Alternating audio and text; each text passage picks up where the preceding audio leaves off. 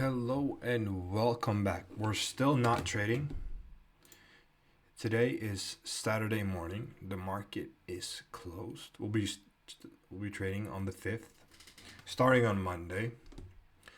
So I thought, hold up, let me get this fucking sound off. I might have time to go through the last questionnaire that remains unanswered. And that is this one here. I see regulatory reform mentioned quite a bit. Can you talk about that? And that's a question coming out of Russia. So I'm going to remove the LGBT flag because now I'm answering the question. Yeah. So we're going to keep it strictly. It's a pretty broad question, right? So I'm going to keep it strictly in a financial lens that you can apply to your trading. I understand where the question is coming from.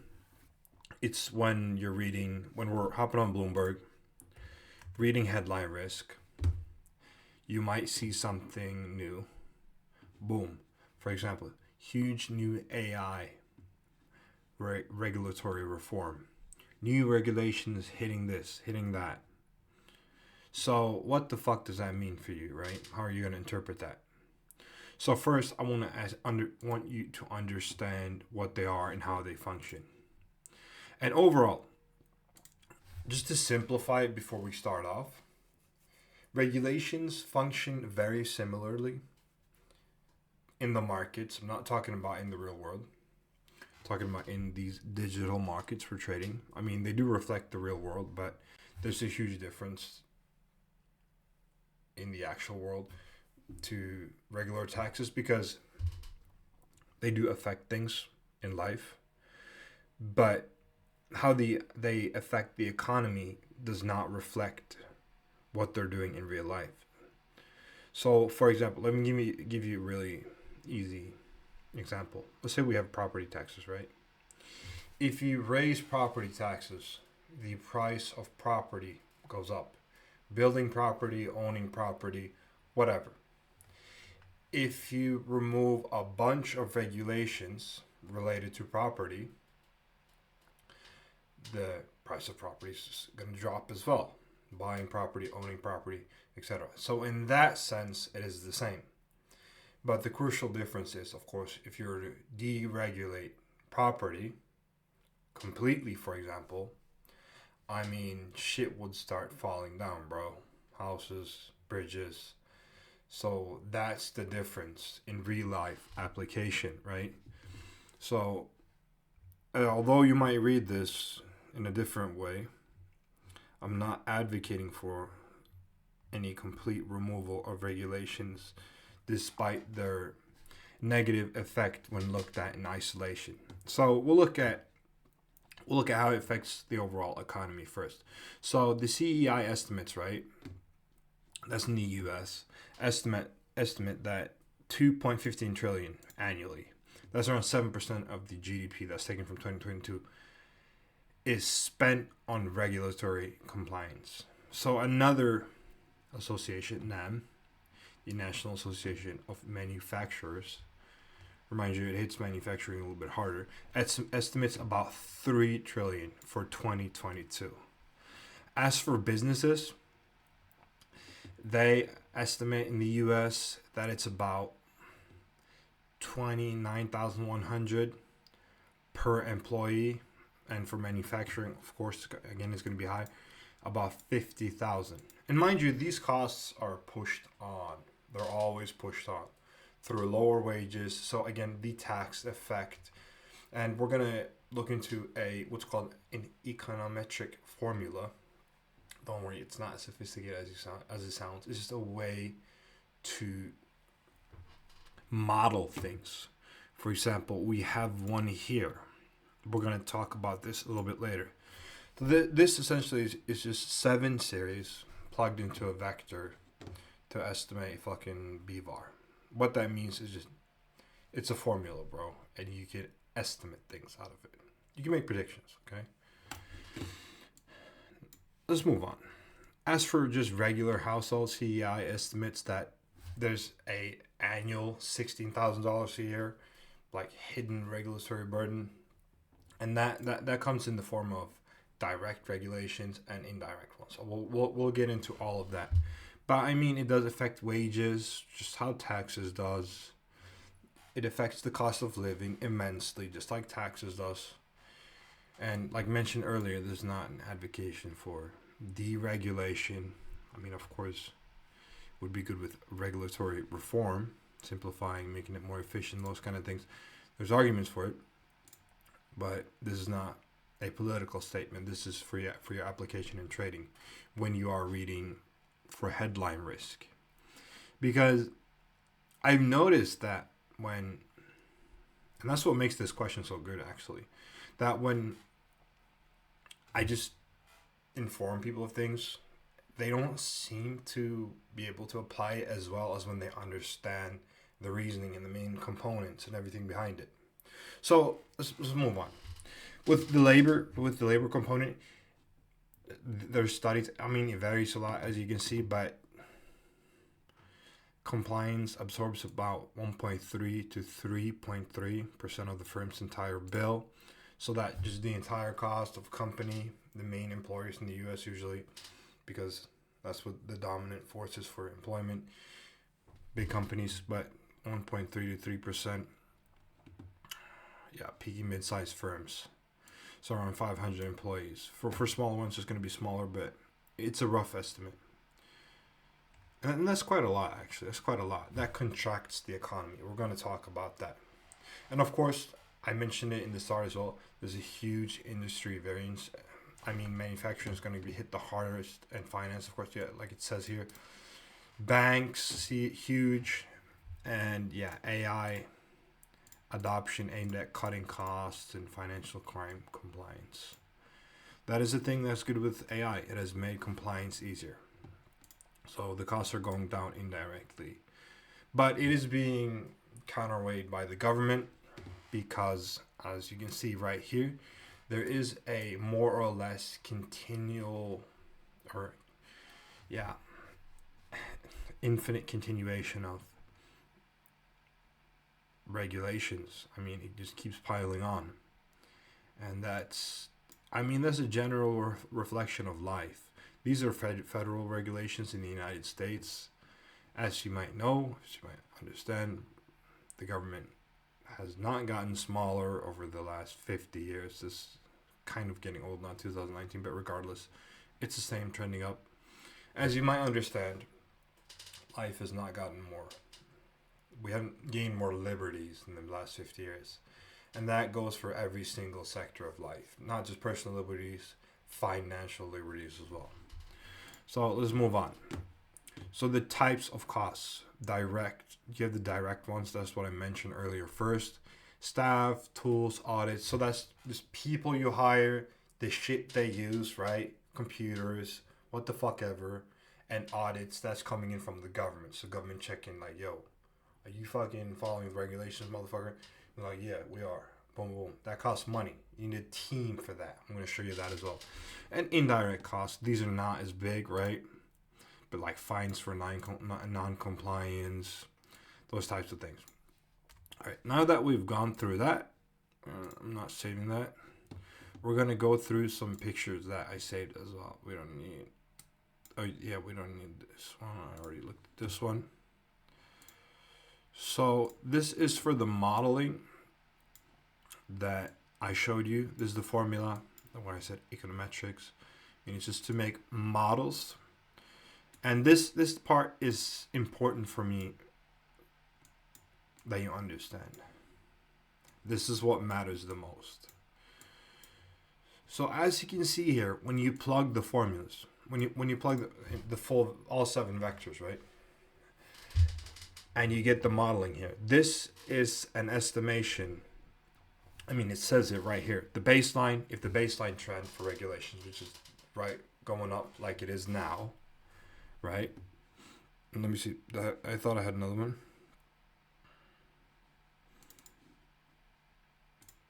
No, we don't need. Let me see. I'll save it. I was going to show this, but I closed it.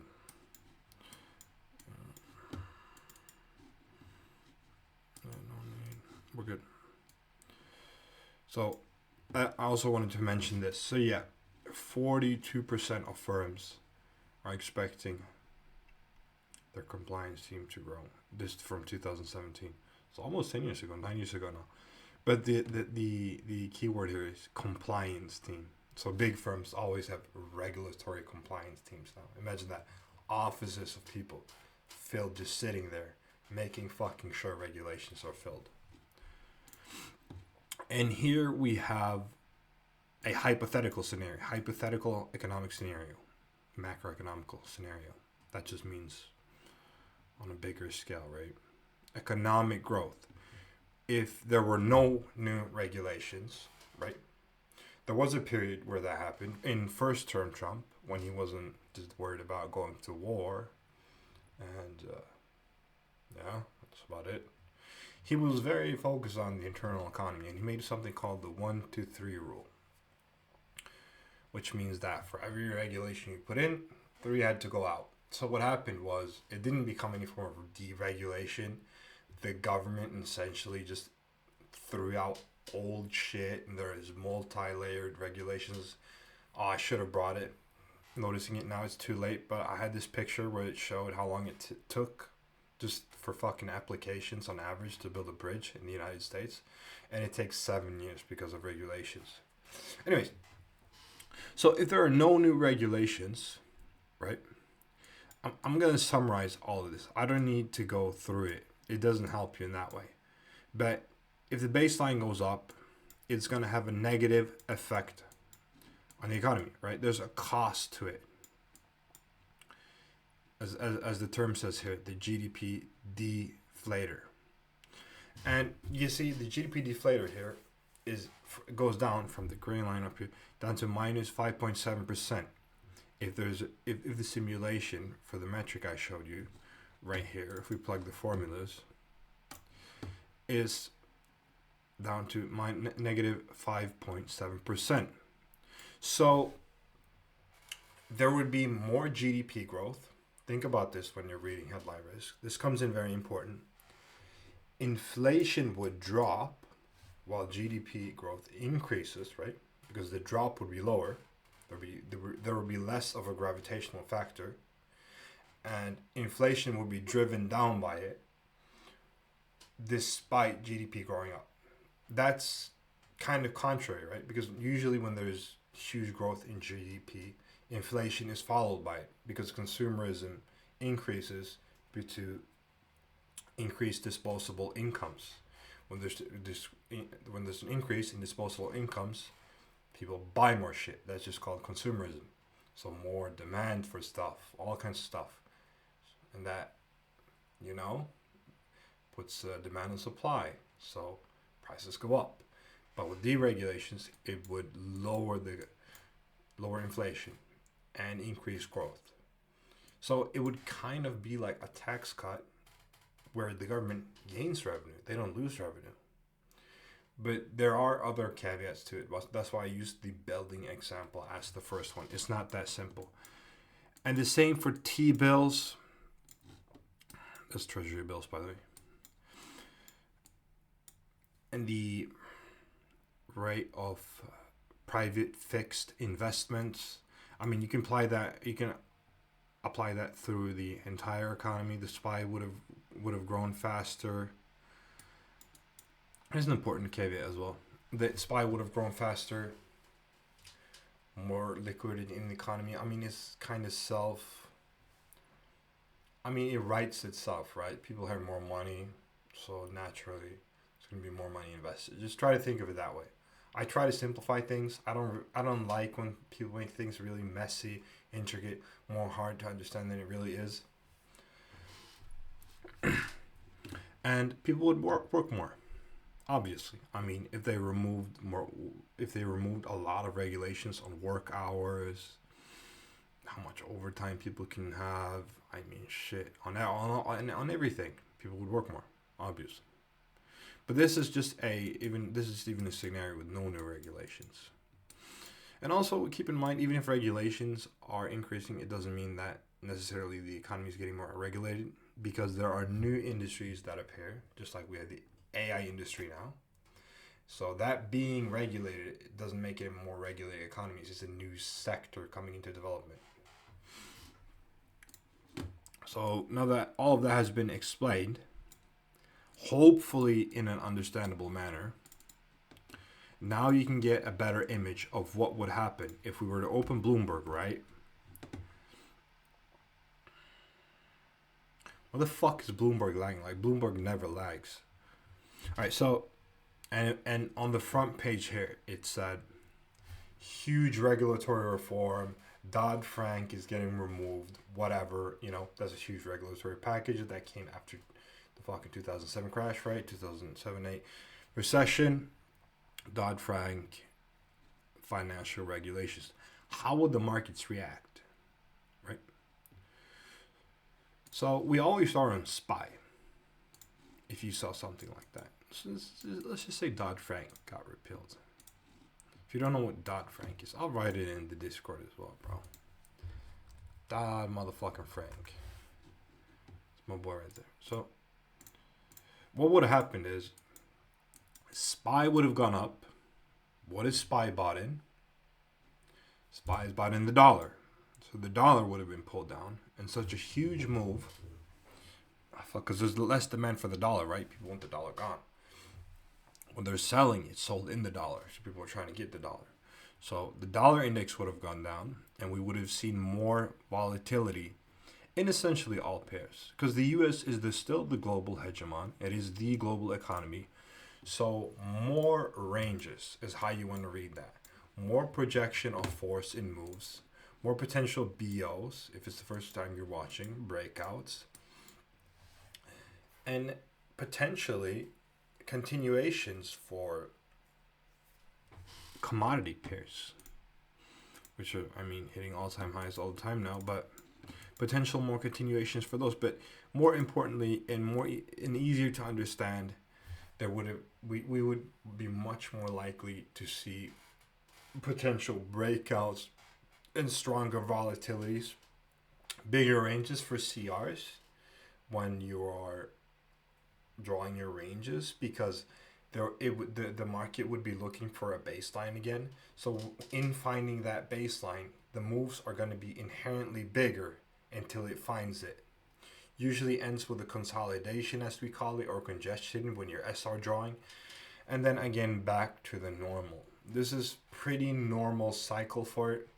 Usually though, it doesn't react that strongly, but it is something to keep in mind, and it does help you candle read quite a lot. It helps you get an understanding. And again, like I said, finishing it off now, this is not an advocation for deregulation or anything like that. I'm simply stating how they affect the financial markets, because we trade them, we make money off them. I'm explaining it to you in a manner that is reflective for how you can trade so you can make money off it, okay? That's it. And with that said, I got nothing more to say. I think it went pretty well. If you got any questions, feel free to hop in the Discord. I mentioned it many times. Nothing that is monetized. You clicked on the video. Were there any fucking YouTube ads? There are no courses there, mentorships, affiliates, sponsors. It's absolutely fuck all nothing. I trade full time. This is basically just a trading journal.